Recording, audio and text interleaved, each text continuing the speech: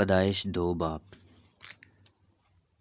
سو آسمان اور زمین اور ان کے کل لشکر کا بنانا ختم ہوا، اور خدا نے اپنے کام کو جسے وہ کرتا تھا 7ویں دن ختم کیا، اور اپنے سارے کام سے جسے وہ کر رہا تھا 7ویں دن فارغ ہوا۔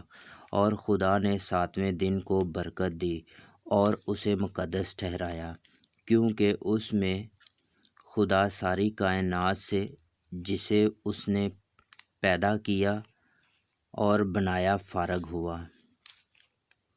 یہ ہے آسمان اور زمین کی پیدائش جب وہ خلق ہوئے۔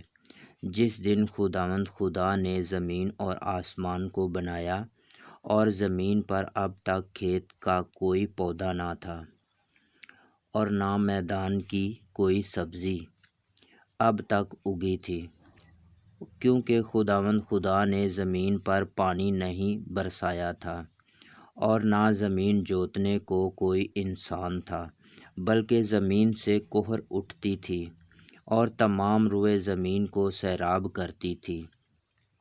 اور خداوند خدا نے زمین کی مٹی سے انسان کو بنایا، اور اس کے نتنوں میں زندگی کا دم پھونکا، تو انسان جیتی جان ہوا۔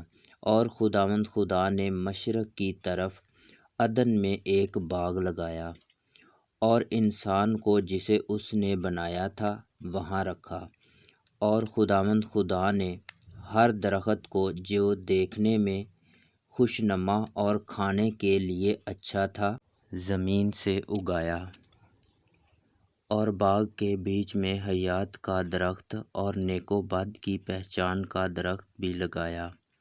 اور عدن سے ایک دریا باغ کو سیراب کرنے کو نکالا، اور وہاں سے 4 ندیوں میں تقسیم ہوا۔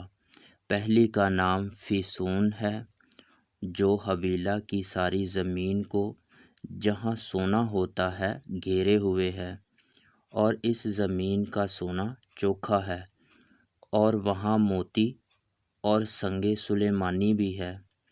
اور دوسری ندی کا نام جیہون ہے، جو کوش کی ساری زمین کو گھیرے ہوئے ہے۔ اور تیسری ندی کا نام دجلہ ہے، جو اسور کے مشرق کو جاتی ہے۔ اور چوتھی ندی کا نام فرات ہے۔ اور خداوند خدا نے آدم کو لے کر باغ عدن میں رکھا کہ اس کی باغبانی اور نگہبانی کرے۔ اور خداوند خدا نے آدم کو حکم دیا اور کہا کہ تو باغ کے ہر درخت کا پھل بے روک ٹوک کھا سکتا ہے، لیکن نیک و بد کی پہچان کے درخت کا کبھی نہ کھانا، کیونکہ جس روز تو نے اس سے کھایا تو مرا۔ اور خداوند خدا نے کہا کہ آدم کا اکیلا رہنا اچھا نہیں، میں اس کے لیے ایک مددگار اس کی مانند بناؤں گا۔ اور خداوند خدا نے کل دشتی جانور اور ہوا کے کل پرندے مٹی سے بنائے، اور ان کو آدم کے پاس لایا کہ دیکھے کہ وہ ان کے کیا نام رکھتا ہے۔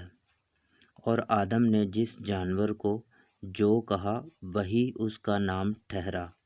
اور آدم نے کل چوپایوں اور ہوا کے پرندوں اور کل دشتی جانوروں کے نام رکھے، پر آدم کے لیے کوئی مددگار اس کی مانند نہ ملا۔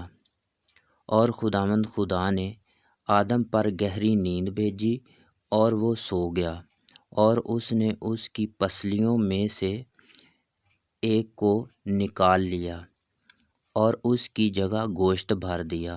اور خداوند خدا اس پسلی سے جو اس نے آدم میں سے نکالی تھی ایک عورت بنا کر اسے آدم کے پاس لایا۔ اور آدم نے کہا کہ یہ تو اب میری ہڈیوں میں سے ہڈی اور میرے گوشت میں سے گوشت ہے، اس لیے وہ ناری کہلائے گی۔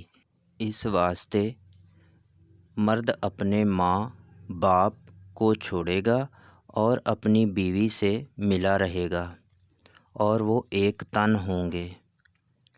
اور آدم اور اس کی بیوی دونوں ننگے تھے اور شرماتے نہ تھے۔